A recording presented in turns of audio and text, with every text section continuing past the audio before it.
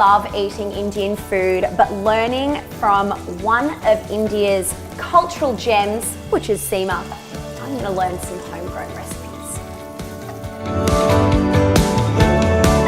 Having come back from a recent trip overseas to India, I've really felt the need to keep my culinary experience alive.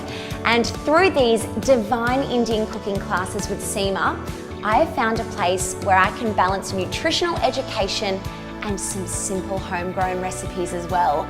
This is where Seema stands out from the crowd. She is bringing recipes that you will not find in any Indian restaurant here in Melbourne. I've really enjoyed spending my time cooking in the kitchen with Seema. She is a delightful person and we've been able to share stories about our cultures.